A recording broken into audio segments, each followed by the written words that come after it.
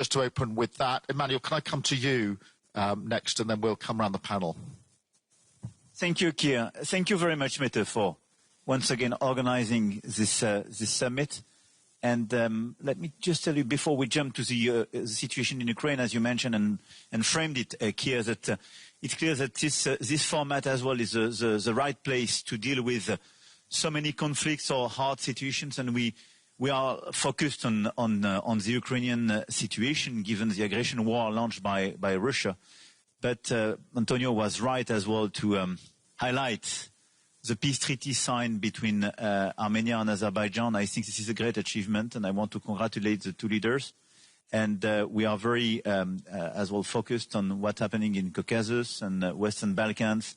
And this is the solidarity of this continent. And once again, given this, I would say, holistic approach we have to do for this common place we have, Europe, the elections in Moldova were a great achievement. And Maya, once again, congratulations, because this is a test case for our resilience. We will revert on these topics later today.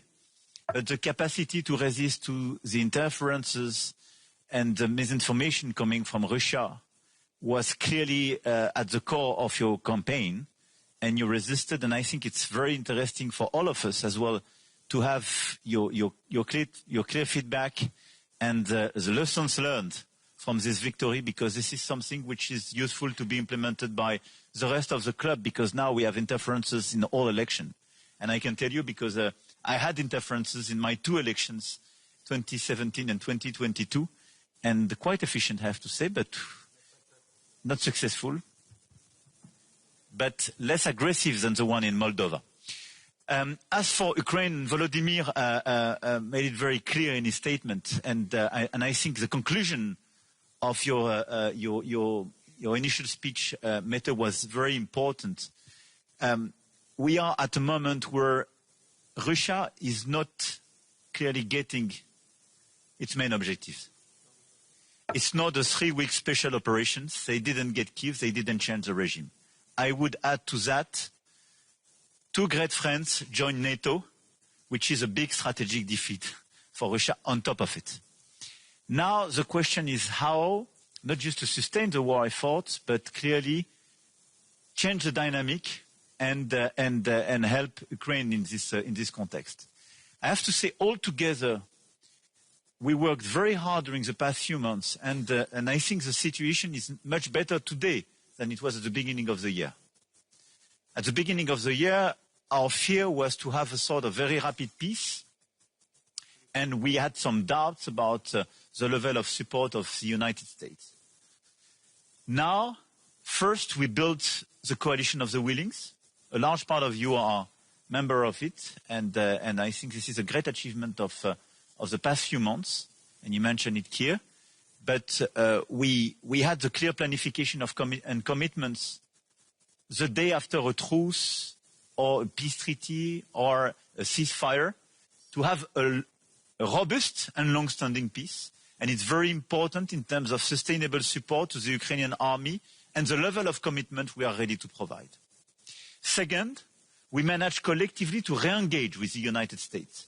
And the statements of the President of the United States last week are a huge change if you compare them with your presence in the Oval Office a few months ago. So, I mean, it's very important because for me it's a concrete case of countering the misinformation spread by Russia. No, Russia is not winning. No, Ukraine is not losing this war, and the situation is very different. And I think there is the same approach now regarding the conflict.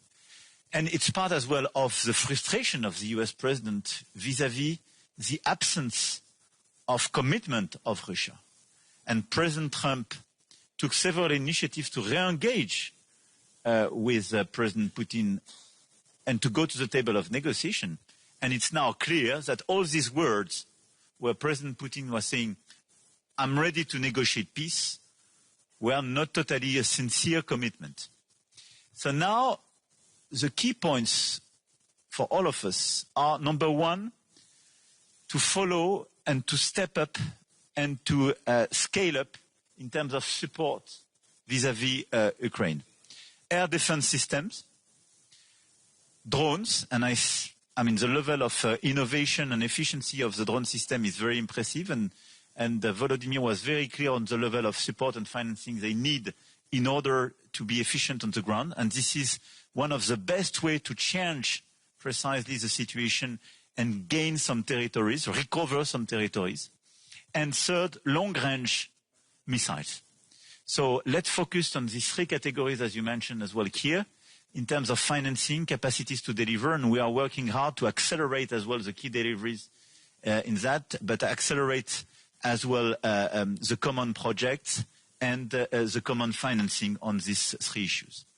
In parallel, in order to put pressure on Russia, in order to create more incentives to come back at the table of negotiations, we have our sanctions, and the 19th sanctions package proposed by the Commission was a very important one. We coordinate, we step up, and we are more and more efficient. And I want to insist on the shadow fleet, as you mentioned. Because following our key figures, today 30 to 40% of the war effort is financed through the revenues of the shadow fleet. It represents more than 30 billion euro. So it's extremely important to increase the pressure on this shadow fleet because it will clearly reduce the capacity to finance this war effort for Russia.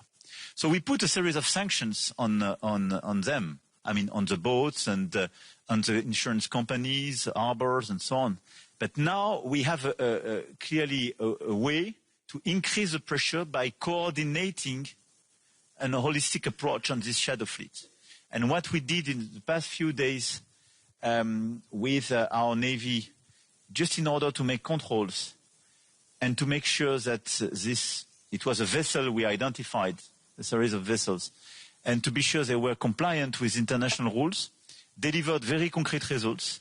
First, because you can identify the presence of a shadow fleet on your coast. Second, because you can make sure that they are compliant with or not with international rules. But third, and it's very important, because you kill the business model by detaining, even for days or weeks, these vessels and forcing them to organize themselves differently and killing the efficiency of the business model. Because this model has been organized even before 22, but is now totally industrialized. And I suggest that in the framework of the coalition of the willing, with close coordination with NATO, we work to see how to optimize this common action. But just to tell you, the vessels we clearly identified, on which we made the checkings, and now we have a legal action, was declared in under a fake pavilion, but was exactly the same which was controlled by Estonia last March, for the same reasons. And as we stop them during 1-2 weeks' time, we completely break the efficiency of the organization. So shadow fleet is a very good target if we want to improve our efficiency to reduce these capacities. And I think this is a very important step forward in order to increase our pressure on Russia. Obviously, the objective of that is to allow in parallel Ukraine to recover territories, but as well to increase this pressure on Russia to come back at the table of negotiation. My last point, regarding all the provocations we have in Poland, in Estonia, and I want to reiterate our sincere solidarity, I think we had the fair reaction by Article 4 on NATO, more coordination, and as well additional capacities. We sent some additional Rafales and so on. And it's very important as well to go till the end of the inquiries on what happened in Denmark and for some others, because it's very important to make full clarity. I think the main answer should be more unpredictability and more strategic ambiguity. And I think it's very important to have a clear message. Drones which would violate our territories are just taking a big risk. They can be destroyed, full stop. and we are not here to provide the full notice. We will do what we have to do to preserve our air integrity and our territorial integrity. And for the aircraft, we have a process under the coordination of NATO, and I think this process will create as well more unpredictability. Deterrence should be key to preserve our consistency, but the message which is very important to convey from this meeting is that we are ready and we are in the position to preserve our air and our territorial integrity. We are ready on the eastern flank of NATO, and we are ready at the same time and on top of that, and without reducing this commitment, to provide security guarantees for Ukraine. This is the same approach, and all these approaches are clearly compliant, and it was fairly assessed by the Secretary General of NATO. Thank you, Keir. Thank you, Emmanuel. And I think this focus on the shadow fleet is so important. We need to intensify that, particularly in light of what's happened in the last few days. So really important. Donald, can I come to you? Because obviously we saw the incursion